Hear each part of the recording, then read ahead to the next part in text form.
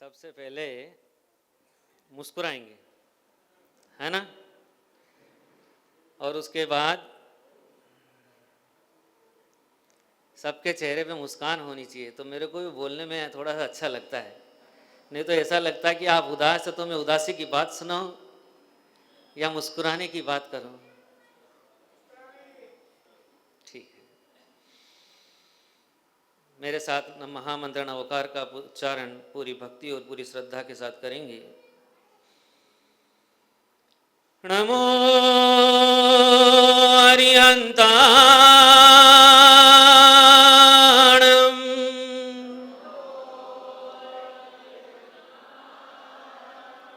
नमो सिद्धाणं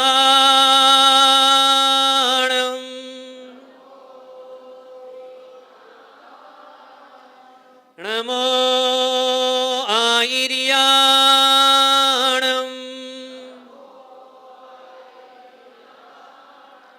नमो उवज्जायाणं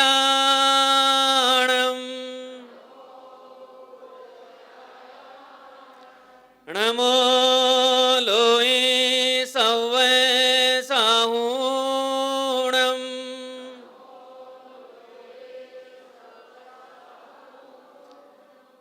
जय बोलो देवादिदेव श्री एक हजार शासन नायक प्रभु श्री महावीर भगवान की। प्रथमाचार्य चारित चक्रवर्ती आचार्य श्री शांति सागर जी महाराज की। परम पूज्य गुरुवर गुरु आचार्य श्री धर्म सागर जी महाराज की। परम पूज्य वात्सल्य भारती गुरुवर आचार्य श्री वर्धमान सागर जी महाराज की। श्रीमद् जैन धर्म की।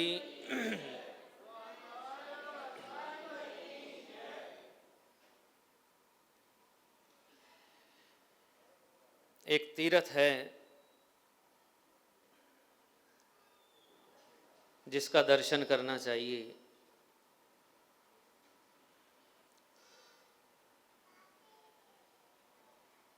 वो तीर्थ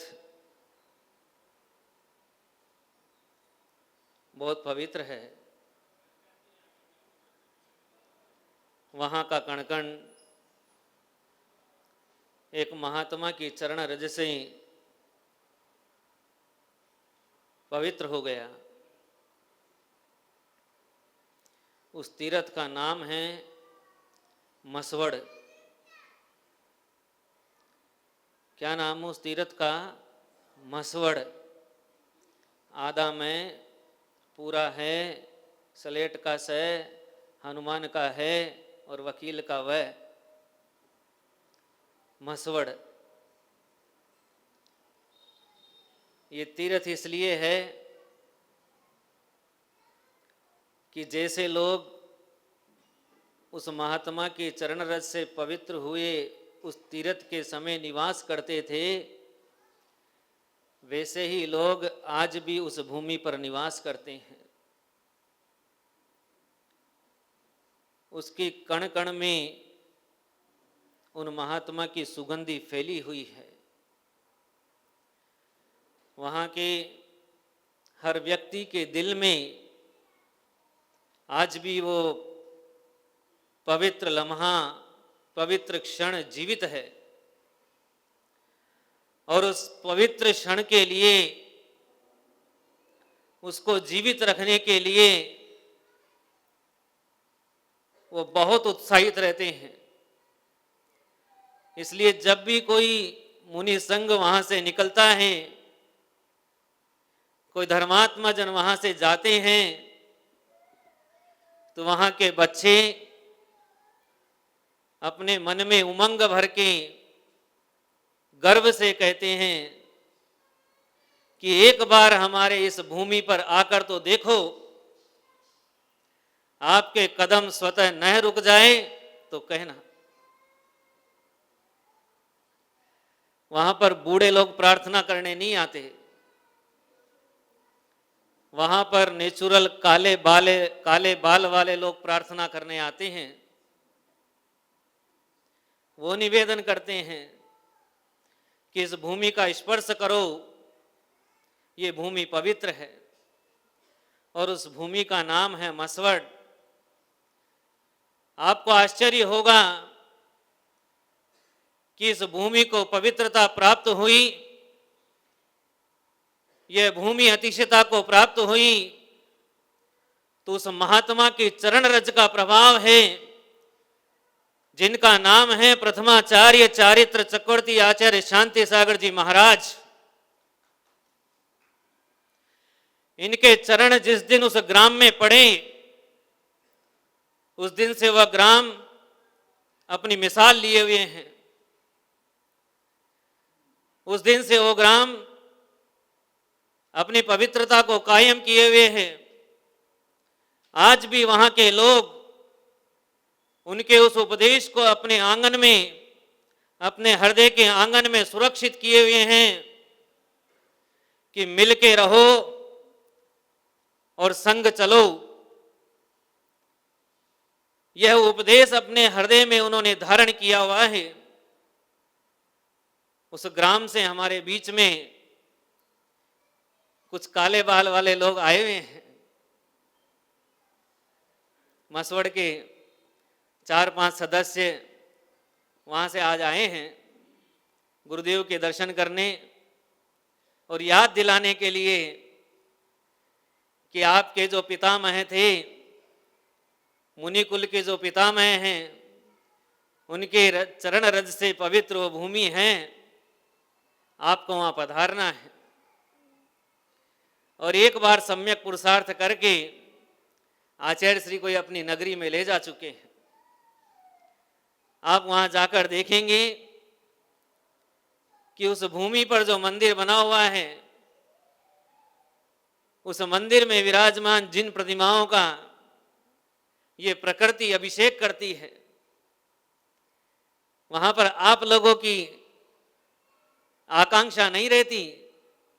स्वयं प्रकृति प्रतिदिन उन जिनेंद्र भगवान की प्रतिमाओं का अपने ही पल्लव से अभिषेक करती है और स्वयं ही पानी लाती है, स्वयं ही गंधोदक बनाती है और स्वयं ही अपने माथे पर ये भारत भूमि अपनी मांग में उसका सिंदूर भरती है। ऐसी पवित्र भूमि है मसवड़। वहां के जिनालय में एक बार जाकर के अपने जीवन में दर्शन अवश्य करना चाहिए। चारित्र चक्रवर्ती आचार्य शांति सागर जी महाराज ने वहां पंच कल्याणक प्रतिष्ठा संपन्न कराई थी। उस पंच कल्याणक प्रतिष्ठा की थाती आज भी उन लोगों के बीच में जीवित है। वहां के आसपास के ग्रामों में कहते हैं कि मसवड़ में कोई आता नहीं था। मसवड़ वाले बोलते थे कि हमारे गांव में आस पड़ोस के लोग नहीं आते हैं। हमको बोलते हैं तुम्हारे गांव में आने से कोई फायदा नहीं है। पर जिस दिन से चारित्र चक्रवर्ती महाराज के चरण पड़े, उस दिन से उस ग्राम का गौरव बदल गया। आस पड़ोस के लोग श्रद्धा से उस भूमि को नमस्कार करने उस ग्राम तक पहुंचते हैं। ऐसी अद्भुत थाती वहां के लोगों ने जीवित रखी है। धन्य है वे लोग जो उस भूमि पर निवास करते हैं। किसी ने कहा, वैसे देखा जाए तो पूरा का पूरा दक्षिण प्रांत अपने आप में अतिशयता को लिए हुए हैं। वहां का हर मंदिर किसी तीर्थ से कम नहीं है। और यदि तीर्थों में देखना है तो वहां का एक तीर्थ है जिसे होमचा के नाम से जाना जाता है। होमचा पद्मावती, जिसको होमबुज भी बोलते हैं। आज इसकी कहानी मैं आपके सामने रखूंगा। इस तीर्थ में क्या है कि ये तीर्थ बन गया? इस भूमि में क्या है कि भूमि पवित्र हो गई? सैकड़ों किस्से और कहानियां इस भूमि से जुड़े हैं, लेकिन एक कहानी बहुत अद्भुत है कि कालांतर में किसी समय पर इस भूमि पर धरणेन्द्र की भार्या पद्मावती, जो कि भंवरवासियों के इंद्र की पट्टरानी हैं, उसने अपना निवास इस भूमि पर बनाया। पूरे भारत में इस भूमि में ऐसा क्या कि वो देवी जो भंवरवासी देवों की इंद्राणी हैं वो यहां आकर के क्यों ठहर गई? ऐसा क्या था उस भूमि पर कि उसको होमबुज रास आ गया?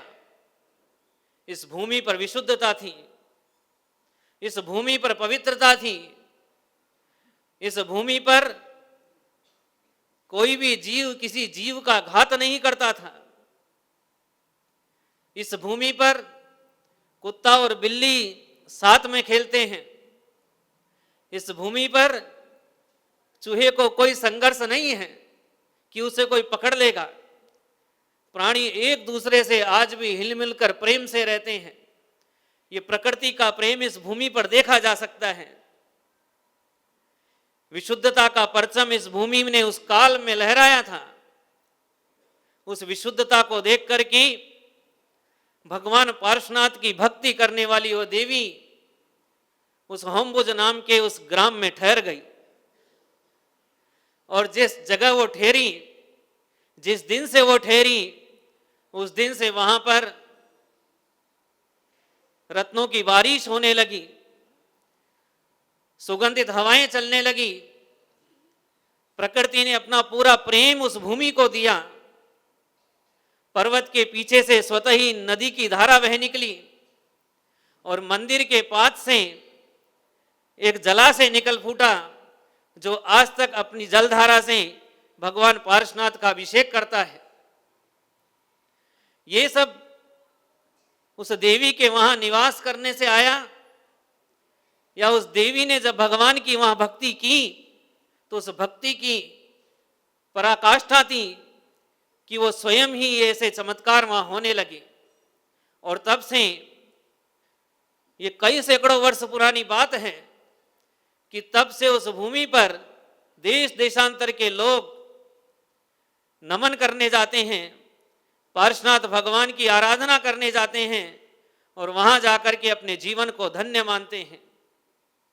एक बहुत पुराना एक जिनालय वहां पर स्थित है जहां पर धरणेन्द्र पद्मावती ने भगवान पार्श्वनाथ के उपसर्ग का जो निवारण किया था, उस उपसर्ग के निवारण की 2 शिलापट जिस पर भगवान पार्श्वनाथ की प्रतिमाएं अंकित हैं और वो दृश्य अंकित हैं जो शास्त्रों में वर्णित हैं, किस प्रकार से कमठ ने उपसर्ग किया और किस प्रकार से उपसर्ग का निवारण हुआ। ये सारा दृश्य 2 फलक में उस मंदिर के बाह्य भाग में दर्शाया गया है। और बीच में मध्य में पद्मासन में श्री पार्श्वनाथ भगवान की एक साक्षात प्रतिमा विराजमान है, जिसको देखने के बाद ये मन वहीं पर स्थिर हो जाता है। जिसने एक बार दर्शन किया है उसके चित्त से वह प्रतिमा 3 काल में नहीं हट सकती। ऐसा अद्भुत सौंदर्य, ऐसा अद्भुत वीतरागता, वैराग्यता उस प्रतिमा में भरी पड़ी है। आज भी उस मंदिर में जाने के बाद लोग बाह्य संकल्प विकल्प से मुक्त हो जाते हैं और उस क्षेत्र का दर्शन करने के बाद उनको इतनी अद्भुत शांति की प्राप्ति होती है कि वहां बैठ करके घंटों जाप किया करते हैं। वहीं पर एक वृक्ष स्थित है जिसे निर्गुंडी के नाम से जाना जाता है। वह वृक्ष तब से लेकर आज तक जीवित है जिस दिन से वो भंवरवासियों की इंद्राणी वहां पर स्थित हुई थी। तब से वो वृक्ष आज तक जीवित है और वो इस बात का संदेश देता है कि यह भूमि जीवंत भूमि है। यहाँ पर पार्श्वनाथ भगवान की भक्ति इस पंचम काल के अंत तक होती रहेगी। यहाँ पर देवताओं का निवास है। देवलोग आज भी उस भूमि के दर्शन करते हैं, उन पार्श्वनाथ की प्रतिमा का दर्शन करते हैं और रात्रि में अनेक अनेक प्रकार की भक्ति की लहरियां वहां सुनाई पड़ती है। ऐसा अद्भुत जगह है हुमचा पार्श्वनाथ। बारिश के दिनों में इतनी बारिश होती है कि पूरा क्षेत्र हरित वर्ण का हो जाता है, जैसे कि प्रकृति वहीं पर अपना सब कुछ लुटाने आई हो।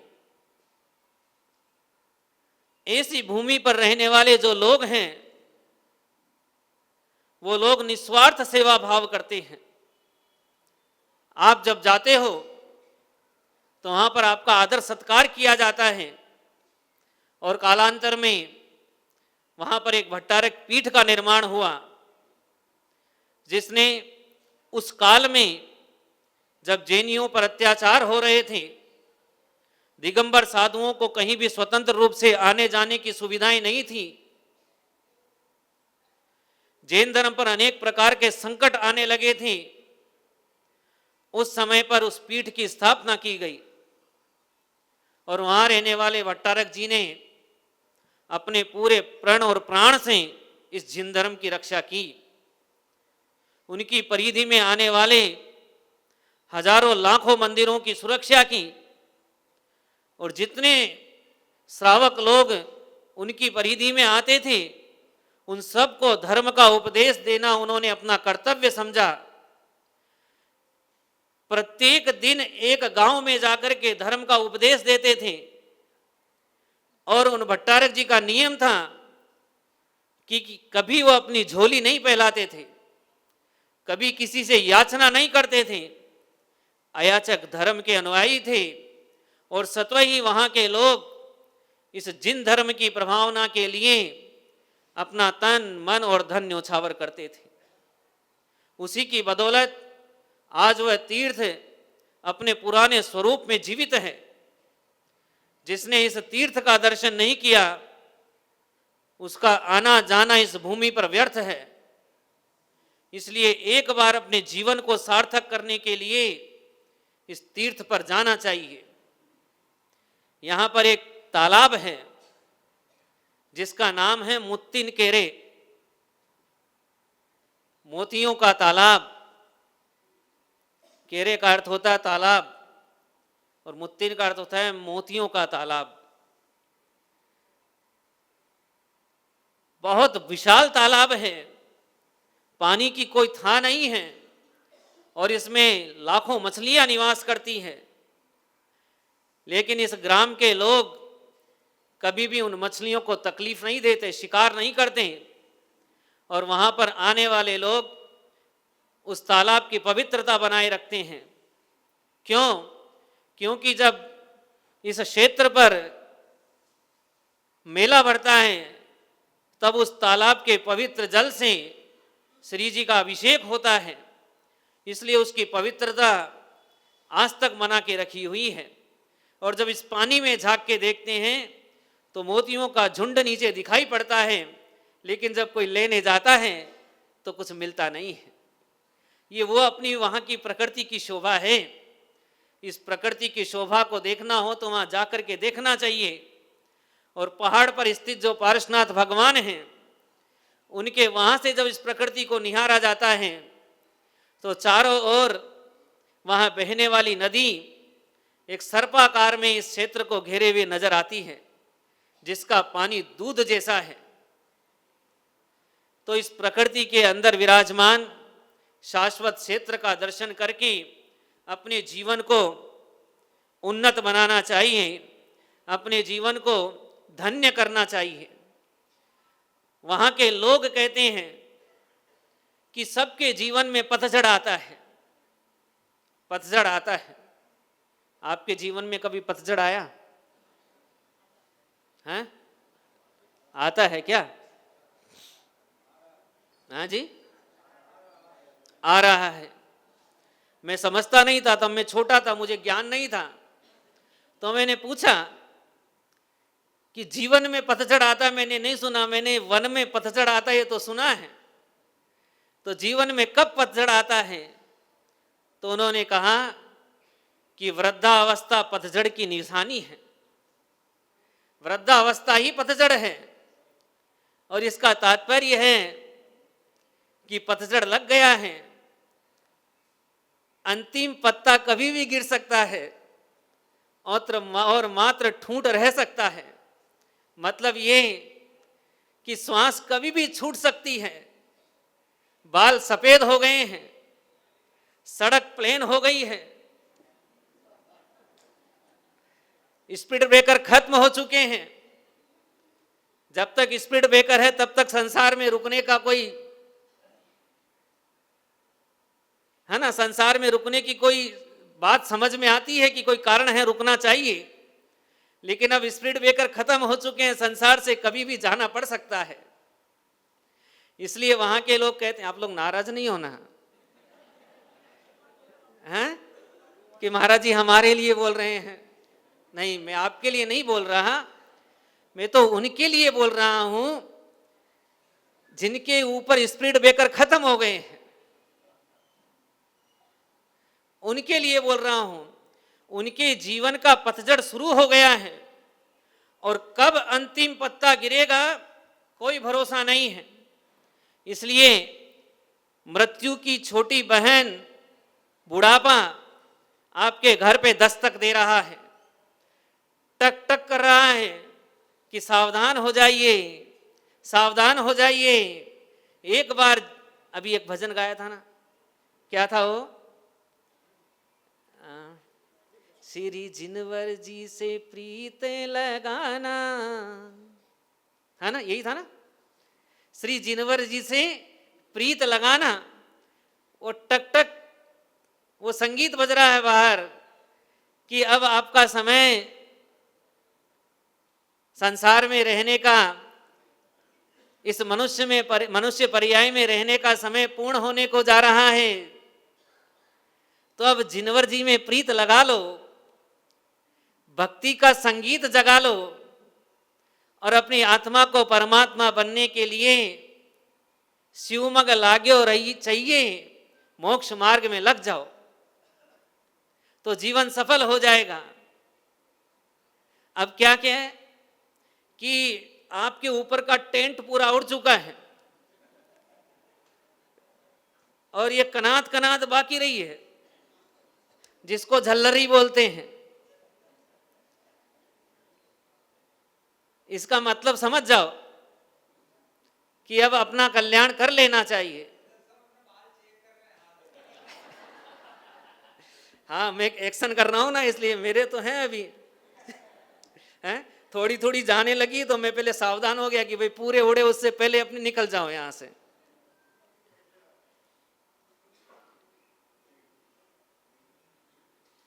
तो बुढ़ापा क्या है? मृत्यु की छोटी बहन है। बहन जब घर में आती है तो भाई को समझाती है। बहुत प्यार होता है भाई और बहन में। अभी रक्षाबंधन आ रहा है, ये प्यार देखने को मिलेगा, है ना। लेकिन वो प्यार रुपये में नहीं तोलना, साड़ी में नहीं तोलना, लेन देन में नहीं तोलना, अंदर की भावना में तोलना। बहन को भाई से बहुत प्यार होता है, दोनों एक दूसरे के अच्छे की कामना करते हैं, दोनों एक दूसरे के हित की कामना करते हैं। दोनों चाहते हैं कि मेरा भाई सुखी रहे, बहन चाहती है कि मेरा भाई सुखी रहे और भाई चाहता है कि मेरी बहन सुखी रहे। यह अजब गजब का रिश्ता है। तो आपके यहां भी छोटी बहन आ गई है ना। बुढ़ापा रूपी छोटी बहन आपके यहां आ गई है और वो कह रही है कि मेरा भाई सदा के लिए सुरक्षित हो जाए, है कि नहीं। और घर में दो बहनें होती हैं, उनका भी प्यार अजब गजब का होता है, एक दूसरे से बहुत लाड़ प्यार करती हैं। तो आपके यहां भी छोटी बहन आई है, वो भी आपको कह रही है कि सावधान हो जाइए, अब अपन दोनों का चलने का समय है, अपन दोनों एक साथ जाएंगे। तो पहले भक्ति रूपी गंगा में नहा लें, उससे जो पुण्य अर्जित होगा वो पुण्य साथ में लेके जाएंगे। एक व्यक्ति ने पूछा कि कोई ऐसा साधन हो सकता है कि मैं यहां की संपदा को वहां ले जाऊं, कोई ऐसा उपाय हो सकता है। यह प्रश्न करते हुए एक संत महात्मा एक गांव में पहुंच गए। उनको उपदेश सुनने के लिए दुनिया भर की दुनिया भर के लोग आ गए। एक सेठ जी ने सुना कि संत बहुत पहुंचे हुए संत हैं, तो हमको चलना चाहिए, उपदेश सुनना चाहिए।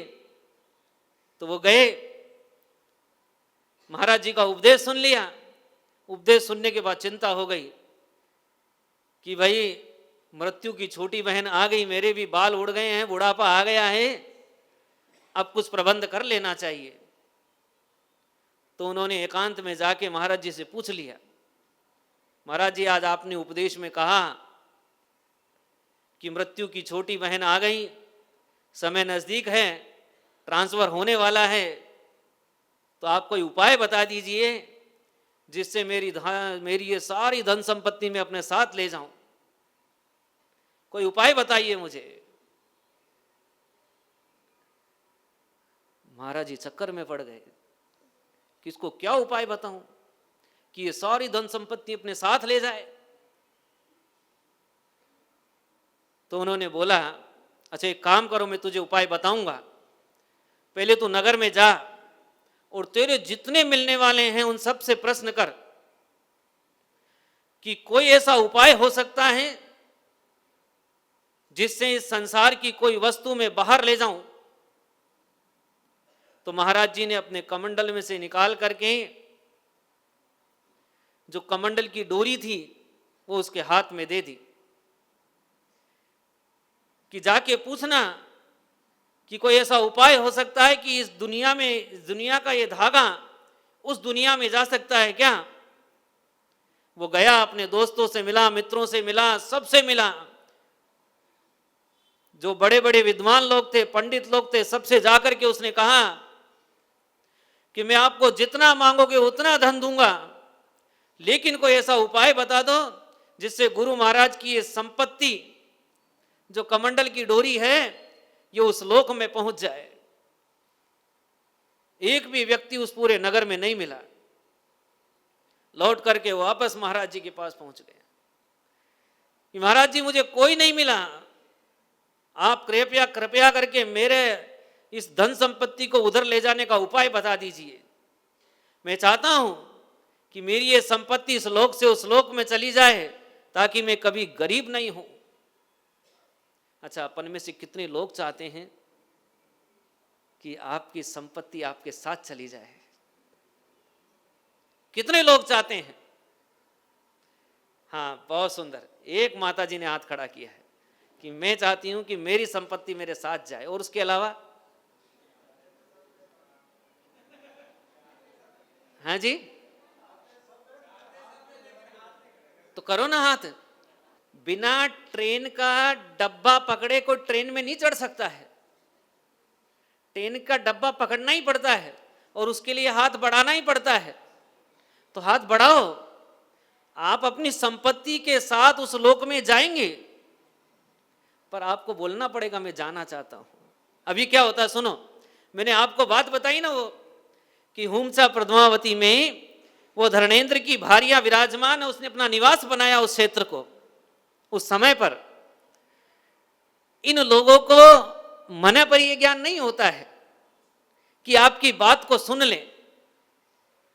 इन लोगों को अवधि ज्ञान होता है, मति सुरत ज्ञान होता है।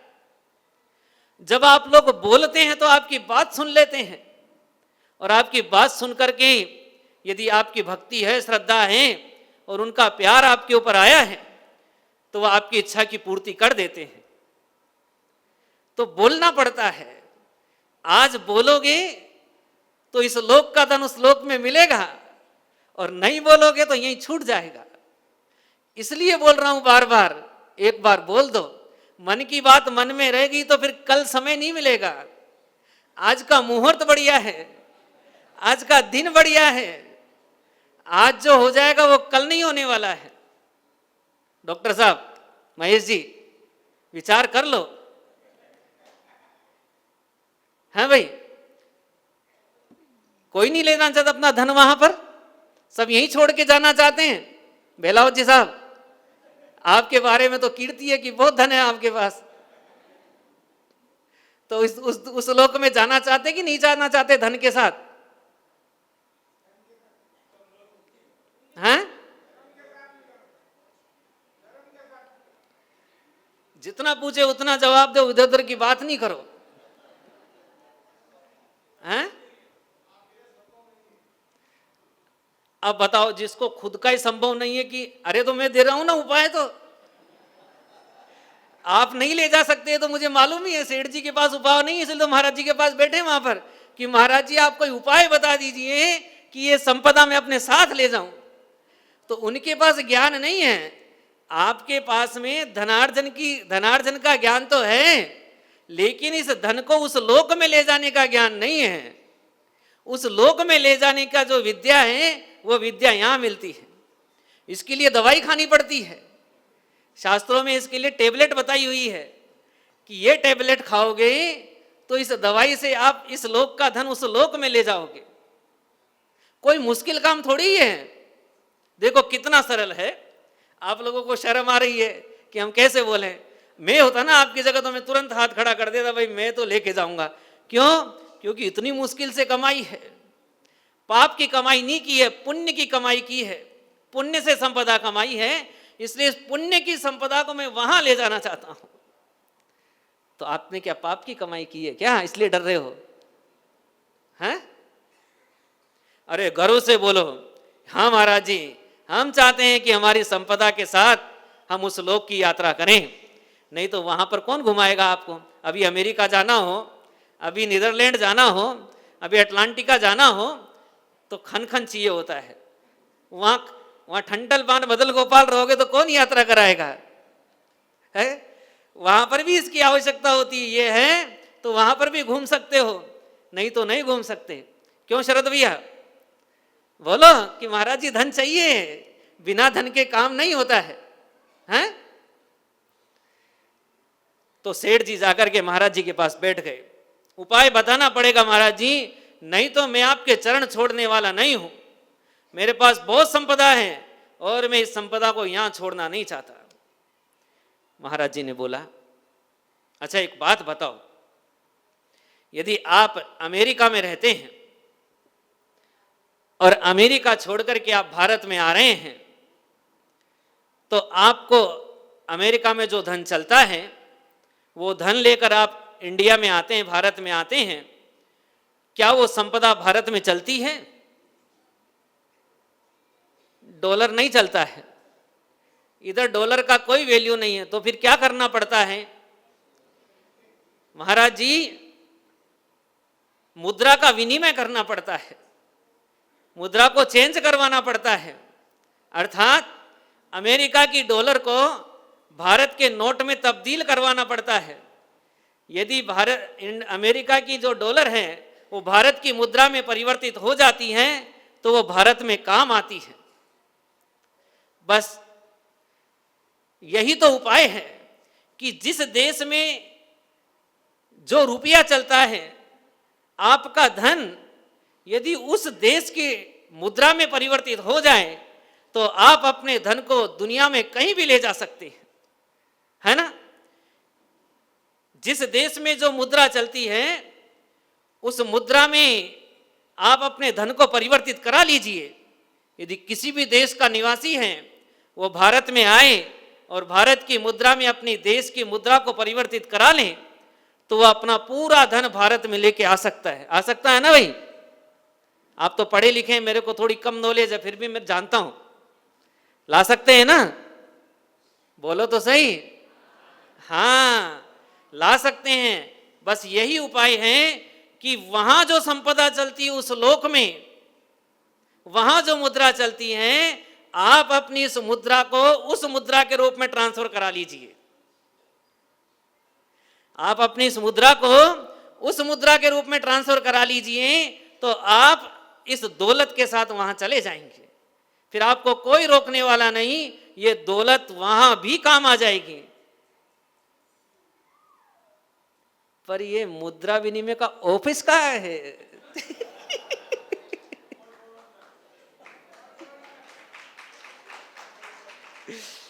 ये ऑफिस चाहिए ना भाई, कोई दूतावास तो चाहिए कि जो वहां यहां की मुद्रा को वहां की मुद्रा में बदल दे, है ना? तो इसके लिए ऑफिस है धर्म। यदि आप धर्म रूपी ऑफिस में अपनी मुद्रा देते हैं क्या कहा है आचार्य रविशरण महाराज ने अपनी देशना को खिराते हुए? वो कह रहे हैं कि दान समृद्धि को देता है, दान समृद्धि को देता है। इसका तात्पर्य है कि यदि आपने अपने कमाए हुए धन को दान में खर्च किया है तो ये दिया हुआ दान समृद्धि को प्रदान करेगा। और समृद्धि का अर्थ होता है कि आपने जो दान दिया है वो कई गुना होकर के आगे मिलने वाला है, कई गुना होकर के आगे मिलने वाला है। इसलिए अपने इस कमाए हुए धन में से कुछ हिस्सा दान करना चाहिए। यदि आपने दान किया है तो जितना दान किया है उतना धन तो आपको परलोक में मिलने वाला ही है, उसमें कमी आने वाली नहीं है। ये हो गया आपकी संपत्ति को यहां से वहां ले जाने का तरीका। कितना सरल है ना।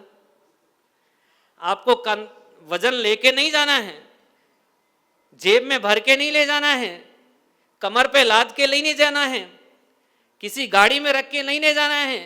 सिर्फ यहां 4 प्रकार के दान में अपने धन को लगाना है तो इस लोक में भी समृद्धि देता है और परलोक में भी समृद्धि देता है। तो वहां के लोग बोलते, आपको मालूम पड़ गया ना कि ये धन वहां कैसे ले जाया जा सकता है। धर्मावत जी, बहुत धन है आपके पास, आप व्यवस्था बना लो, और यदि नहीं खर्च किया तो सड़ जाएगा, चूहे खा जाएंगे, किसी काम का नहीं रहेगा। तो यहां से उस धन को ले जाने की व्यवस्था बनाओ। और व्यवस्था आचार्य रविशरण महाराज ने दी कि इसको दान में खर्च करो।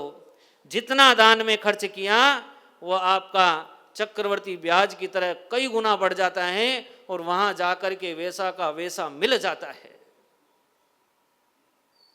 इसलिए वहां हुमचा के लोग कहते थे, क्या कहते थे कि वृद्धावस्था पतझड़ है। तो वृद्धावस्था में क्या करना चाहिए, क्या नहीं करना चाहिए? तो 4 बातें वृद्धों के लिए, है ना। सब लोग वृद्ध ही हैं अपन तो। यहाँ पर काले बाल वाले कम और बिना बाल वाले ज्यादा और सफेद बाल वाले उससे कम है ना। तो मतलब वृद्ध लोग ज्यादा हैं। तो वृद्धों को भी जीने का तरीका मालूम होना चाहिए कि हम किस प्रकार से अपने जीवन को अच्छे प्रकार से जी सकें। तो उसके लिए वहाँ के लोग कहते हैं कि सबसे पहले एक बात याद रखें, कौन, क्या, कौन। दूसरा मौन, तीसरा नौन और चौथा पौन। कौन, मौन, नौन और पौन, है ना। कौन का क्या मतलब होता है? कौन का मतलब होता है कोना। कोना समझते ना, जैसे ये कोना, ये कोना, वो कोना, वो कोना। तो कौन का मतलब होता है कोना, अर्थात एकांत प्रिय रहो। बुढ़ापे में कैसे रहना चाहिए? एकांत प्रिय रहना चाहिए। अब बार बार घर के कामों में दखलंदाजी नहीं करना चाहिए। अब सलाह मांगी तो सलाह दो, नहीं तो एकांत में बैठ करके अपना जीवन सुख से बिताओ। ये हो गया कौन, है ना। दूसरा था मौन। मौन का अर्थ है कम से कम बोलना चाहिए। जितना कम बोलेंगे उतनी आत्मशक्ति बढ़ेगी, आत्म शांति प्राप्त होगी। और यदि सम्यक प्रकार से, विधि प्रकार से मौन रखा है तो वाणी में अतिशयता आ जाएगी। जैसे आपने मौन ले लिया भगवान के सामने। अभी से पुजारी होते हैं ना, भगवान की पूजा करने वाले लोग, वो क्या करते हैं, जब भगवान की पूजा प्रारंभ करते हैं तो उससे पहले अपने मस्तक पर तिलक लगाते हैं। तिलक लगाने के बाद वो नियम ले लेते हैं कि हे भगवंत, जब तक हमारी ये पूजा समाप्त नहीं होगी तब तक हम मौन व्रत रखेंगे। अर्थात पूजा के संबंध के अलावा किसी प्रकार की कोई बातचीत नहीं करेंगे। मोबाइल का स्विच ऑफ रखते हैं, कोई टेलीफोन नहीं सुनते, कोई बात करने आता तो बात नहीं करते, सिर्फ इतना ही पूजा का प्रसंग इतना ही खुला रखते हैं। तो ये होता है सम्यक मौन, नियमपूर्वक मौन ले लेना। तो इस सम्यक पूर्वक मौन व्रत का पालन करने से, यदि आपने मौन ले लिया कि 6 घंटे मौन रखूंगा, तो 6 घंटे यदि मौन का नियम ले लिया है और प्रतिदिन मौन रखना शुरू कर दिया है, तो आपकी वाणी में शक्ति आ जाती है, अतिशयता आ जाती है, तो बुढ़ापे में भी लोग आपकी सुनने लगते हैं। इसलिए मौन धर्म का पालन करना चाहिए। तो पहला क्या हुआ? कौन, दूसरा हुआ मौन, और तीसरा हुआ नौन। नौन का अर्थ होता है नमक। क्या होता है? नमक। अब घर पे जो भोजन मिले, जैसा मिले वैसा शांति से खा लेना चाहिए। अब नहीं बोलना कि नमक कम है, मिर्ची ज्यादा है, घी कम है, स्वाद नहीं आ रहा है। अब बोलने का अधिकार नहीं है। यदि सुख शांति से रहना चाहते हो तो फिर मीठा मिले तो मीठा खा लो, मिर्ची वाला मिले तो मिर्ची वाला खा लो, अर्थात अपनी इंद्रियों को अपने वश में कर लो, कंट्रोल में कर लो, हैं? तो फिर पेट भी नहीं बढ़ेगा। यदि पेट बढ़ा हुआ है तो कम हो जाएगा, चलने फिरने की तकलीफें कम हो जाएगी, घुटने में जो दर्द होता है वो कम हो जाएगा, वायु अपने आप शरीर में संचार करने लगेगी अभी जो रुकी हुई है। तो पहला क्या हुआ? कौन, दूसरा हुआ मौन, और तीसरा हुआ नौन, और चौथा क्या है? पौन। पौन का अर्थ होता पवन, अर्थात पवन के समान निसंग रहो अपने पास में। कैसे? जो परिग्रह है वो परिग्रह में अब जीव मत रखो, परिग्रह में जीव मत रखो, परिग्रह कम कर दो, छांट दो परिग्रह को। जितना परिग्रह कम होगा उतनी जीवन में शांति रहेगी, उतना जीवन सुख से व्यतीत होगा। नहीं तो एक फटी धोती में जीव लगा रहता है। एक व्यक्ति था, वो व्यक्ति अपनी पत्नी के कपड़े पहन करके बाजार में जाता था। हंसी आ रही ना आपको? हैं? अरे यार, कितनी बार आप भी पहनते हो मुझे मालूम है। हैं? घर की मालकिन कौन है? कौन है घर की मालकिन? फिर कपड़े किसके हैं? कपड़े किसके हैं? कि आपने किसके पहने? आप बताओ। एक बुढ़िया थी, उस बुढ़िया की मृत्यु नहीं हो रही थी, 6 दिन 7 दिन हो गए बेड पे पड़े हुए। तो उससे पूछा कि भाई क्या बात है, तू मर क्यों नहीं रही है, इतनी तड़प क्यों रही है? बोले मुझे एक विकल्प है, यदि वो मेरा विकल्प शांत हो जाए तो मैं सुख से मर जाऊंगी। विकल्प क्या है? मुझे विकल्प ये है कि मेरे मरने के बाद मेरे गहने और कपड़े कौन पहनेगा? मेरे गहने और कपड़े कौन पहनेगा? उसके पास में 10-20 फैक्ट्रियां, बहुत बड़े घराने की मूर्त थी, वो बहुत बड़े घराने की, तो संपदा की कोई कमी नहीं थी। इसलिए बेटे बहुओं को उनका धन नहीं चाहिए था। तो पति को बहुत प्यार था अपनी बुढ़िया से। तो आके बोलता है, तू चिंता मत कर, तेरी अंतिम इच्छा मैं पूरी करूंगा। तेरे को नियम देता हूं कि तेरे जाने के बाद तेरे वस्त्र और कपड़े मैं पहनूंगा। वे आप लोगों को भी तो इतना ही प्यार है ना एक दूसरे से, है कि नहीं? है? तो क्या हुआ, उसने नियम दे दिया, और नियम लेने के बाद बुढ़िया चली गई। कब गई बुढ़िया? जब परिग्रह सौंप दिया तब गई सुख से। यदि परिग्रह नहीं सौंपा हुआ तो परिग्रह में जीव लगा हुआ था, परिग्रह में प्राण अटका हुआ था, इसलिए चैन से मृत्यु भी नहीं मिल रही थी। इसलिए कह रहे हैं कि पवन के समान निसंग रहो। ये परिग्रह उसको कम कर दो, ये कोई काम का नहीं है।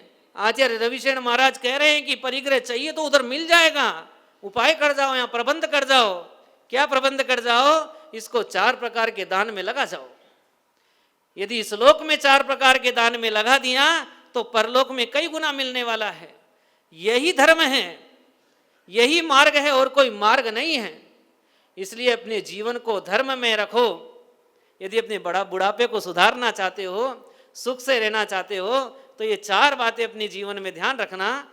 कौन, मौन, नौन और पौन।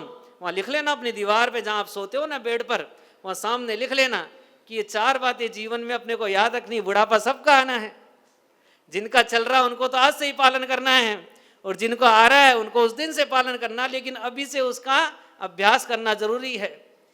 तो ऐसा अभ्यास रखेंगे। अब बात तो क्या आचार्य रविशेन महाराज की है कि वो इस प्रकार से समझा रहे हैं कि अपने जीवन को सुखी रखना चाहते हो तो अपने धन को धर्म में लगाओ, यही एक मार्ग है। नहीं तो पेट फूलता जाएगा और धन अंदर ही भरा रह जाएगा और यहीं छूट जाएगा सब। तो परिग्रह का जो पोट है ना, जब तक उतरता नहीं है तब तक जीव दुखी है, और परिग्रह छूट गया तो कोई दुखी नहीं। देखो हमारे ना आगे नाथ ना पीछे जेवड़ा, बोलते हैं ना, आगे नाथ का मतलब और पीछे जेवड़े का मतलब समझते हैं?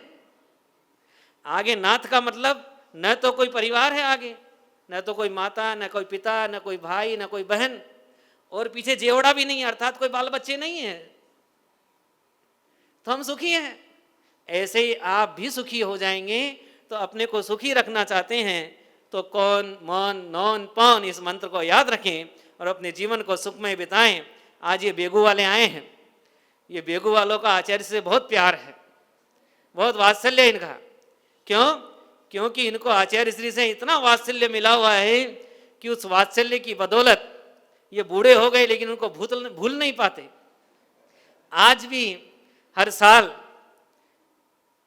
जब गर्मी पड़ती है ना, तो बेगू वाले आचार्य श्री का संग याद रखते हैं। ये इनकी खासियत है